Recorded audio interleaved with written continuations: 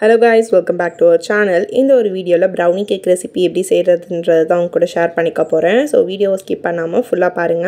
திருச்சியில courtyard by மேரியாட்ல நடந்த எக்ஸ்போல இந்த ஒரு சாக்லேட் வந்து வாங்கியிருந்தேன். அமுல்ல இருந்து ஃப்ரூட்ஸ் அண்ட் நட்ஸ். இதோட பிரைஸ் பாத்தீங்கன்னா 120 rupees இருந்தது. 150 grams of chocolate. அதுக்குள்ளே ஃப்ரூட்ஸ் நட்ஸ்லாம் ஆட் பண்ணிருப்பாங்க. நெக்ஸ்ட் இன்கிரிடியன்ட் பாத்தீங்கன்னா பட்டர். இந்த பட்டர் வந்து நான் கடையில வாங்கல. வீட்லயே வந்து மோர் குலுக்கி வந்து வெண்ணெய் எப்பயுமே எடுத்து வச்சிருப்பாங்க. அந்த ஒரு பட்டர் யூஸ் பண்ணிக்கலாம்னு அப்படியே விட்டுட்டேன். இப்போ அது ரெண்டுத்தையுமே ஆட் பண்ணி டபுள் பாயில் மெத்தட்ல மெல்ட் பண்ணனும். ஃபர்ஸ்ட் பாத்தீங்கன்னா சாக்லேட் எடுத்துக்கிறேன். சாக்லேட் வந்து நம்ம பிரேக் பண்ணி போடலாம். குட்டி குட்டியா வந்து நான் சிங்கிள் பீஸா வந்து பிரேக் பண்ணிக்கிறேன். நான் ப்ரௌனி செய்ய டார்க் சாக்லேட் தான் யூஸ் பண்ணுவாங்க. எனக்கு இது கிடைச்சனால நான் இதை வச்சு செய்யலான்னு ட்ரை பண்ணது தான்.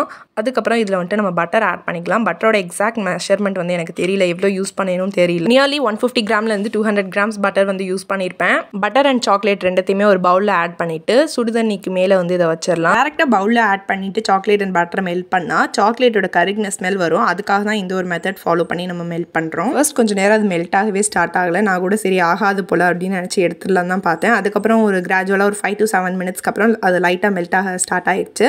அண்ட் தென் 10 to 12 minutesல அது நல்லாவே ஃபுல்லாக மெல்ட் ஆயிடுச்சு. ஃபைனலாக ஒரு 12 minutesக்கு அப்புறம் அது கம்ப்ளீட்டாக மெல்ட் ஆகி முடிஞ்சிருச்சு. இதை நான் அப்படியே தூக்கி வச்சுட்டேன். பார்த்தீங்கன்னா ஏன் அங்கே கொஞ்சம் கட்டியாக இருக்குன்னு பார்த்தீங்கன்னா அதெல்லாம் வந்துட்டு சாக்லேட்ஸில் இருந்த ஃப்ரூட்ஸ் அண்ட் நட்ஸ் தான். கம்ப்ளீட்டாக மெல்ட் ஆகி முடிச்சதுக்கப்புறம் பார்த்தீங்கன்னா கொஞ்சம் திக்காக இருந்தது. அதனால நான் எக்ஸ்ட்ரா கொஞ்சம் பட்டர் வந்து இதோட சேர்த்து மிக்ஸ் பண்ணிக்கிட்டேன். அப்போ வந்து கொஞ்சம் லிக்விட் கன்சிஸ்டன்சிக்கு வந்துடும். இந்த ஒரு process of the brownie making வந்து எனக்கு ரொம்பவே பிடிச்சிருந்தது. சாக்லேட் வந்து எக்ஸ்ட்ரா இருந்ததே நான் வந்துட்டு அப்படியே வெறுதாவே சாப்பிட்டுட்டேன். இதை வேற ஒரு பவுலில் ட்ரான்ஸ்ஃபர் பண்ணிக்கிறேன். அதனால கொஞ்சம் நல்லா பீட் பண்ண முடியும். அதுக்கப்புறம் இதோட ட்ரை இன்க்ரீடியன்ஸ் ஆட் பண்ணிடலாம். 200 grams of ஒயிட் சுகரை மிக்சியில் போட்டு நல்லா பிளெண்ட் பண்ணி எடுத்துக்கிட்டேன். உங்கள்கிட்ட பவுடர் சுகர் இருந்துச்சுன்னா அதையும் ஆட் பண்ணிக்கலாம்.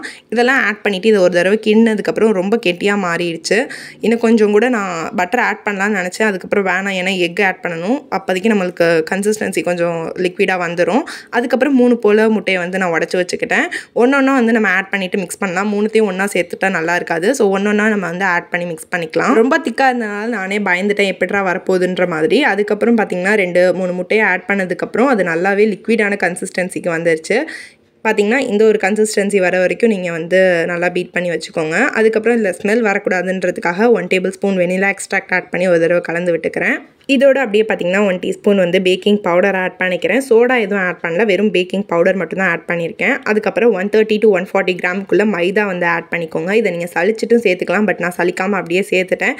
பார்த்தீங்கன்னா ஒரு பேட்டர் வந்து நம்மளுக்கு ரெடி ஆயிரும். இப்போலாம் நம்ம சாக்லேட் கேக் செய்கிற பேட்டரோட இந்த பேட்டரோட கன்சிஸ்டன்சி கொஞ்சம் திக்காக தான் இருக்கும்.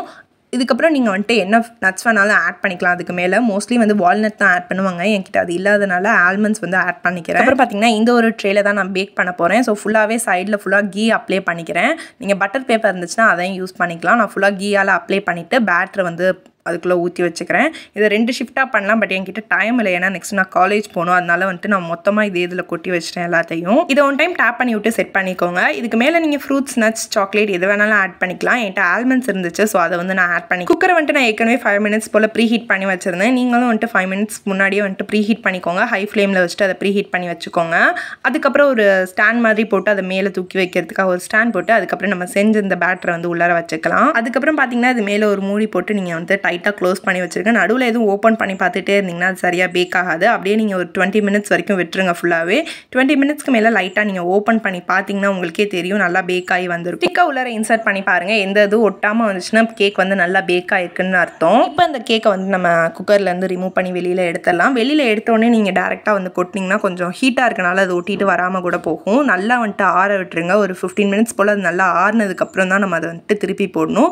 திருப்பி போட்டிங்கன்னா பார்த்தீங்கன்னா எந்த ஒரு இடமும் வந்து ஒட்டாமல் வந்து நான் அதெல்லாம் ரைசன்ஸ்லாம் ஆட் பண்ணவே இல்லை, பட் அந்த ஃப்ரூட்ஸ் அண்ட் நட்ஸ்ல இந்த சாக்லேட் அண்ட் நட்ஸ் வந்து இதுலேயே இருந்தனால ரொம்பவே பர்ஃபெக்டாக பேக் ஆகி வந்துருந்துச்சு. டைம் இல்லாத ரீசனால நான் மொத்தமாக பேக் பண்ணிட்டேன். இதுவே ப்ரௌனின்னு பார்த்தீங்கன்னா வந்து சின்னதாக தான் பேக் பண்ணுவாங்க. நான் லென்த் வந்து கொஞ்சம் அதிகமாக பேக் பண்ணிட்டேன். மற்றபடி இதோட டேஸ்ட் வந்து ரொம்பவே பர்ஃபெக்டாக இருந்துச்சு. அதிலே ஃப்ரூட்ஸ் அண்ட் நட்ஸ்லாம் ஆட் பண்ணியிருந்தனால நான் எக்ஸ்ட்ரா எதுவும் ஆட் பண்ணல, ஆல்மண்ட்ஸ் மட்டும் தான் ஆட் பண்ணியிருந்தேன். கொஞ்சம் கசப்பாக வேணும் அப்படின்னா நீங்கள் வந்து கொக்கோ பவுடர் வந்து நடுவில் ஆட் பண்ணிக்கலாம். அதோட சேர்த்து நீங்கள் மிக்ஸ் பண்ணிக்கலாம், பட் நான் அதை எதுவுமே ஆட் பண்ணலை. இந்த ஒரு கேக்கே எனக்கு ரொம்பவே பர்ஃபெக்டாக வந்திருந்தது. நடுவில் எந்த இடமும் வேகாமல் அப்படிலாம் எதுவுமே இல்லை, ரொம்பவே சூப்பரான டேஸ்ட்டில் இருந்தது. டைமிங்கும் பார்த்தீங்கன்னா வித்தின் 1 hourக்குள்ளே இந்த ப்ரௌனி வந்து பேக் பண்ணி எல்லாமே செஞ்சு முடிச்சிட்டேன். இந்த கேக்கை கட் பண்ணும்போது கூட எந்த ஒரு இடமும் வந்து வேகாமலாம் இல்லை, ரொம்பவே சூப்பராக வந்திருந்தது. நேரம் இந்த வீடியோவை பொறுமையாக பார்த்ததுக்கு தேங்க்ஸ். இந்த வீடியோ பிடிச்சிருந்துச்சுன்னா வீடியோக்கு மறக்காமல் ஒரு லைக் கொடுங்க. இதே மாதிரி வீட்டில் ட்ரை பண்ணி பார்த்துட்டு எப்படி இருக்குன்றத கமெண்ட்டில் சொல்லுங்கள். வீடியோ யூஸ்ஃபுல்லாக இருக்குமோ உங்களுக்கு ஷேர் பண்ணிவிட்டு சேனலையும் சப்ஸ்கிரைப் பண்ணிக்கோங்க. நெக்ஸ்ட் வீடியோவில் பார்க்கலாம். Until then, bye from me.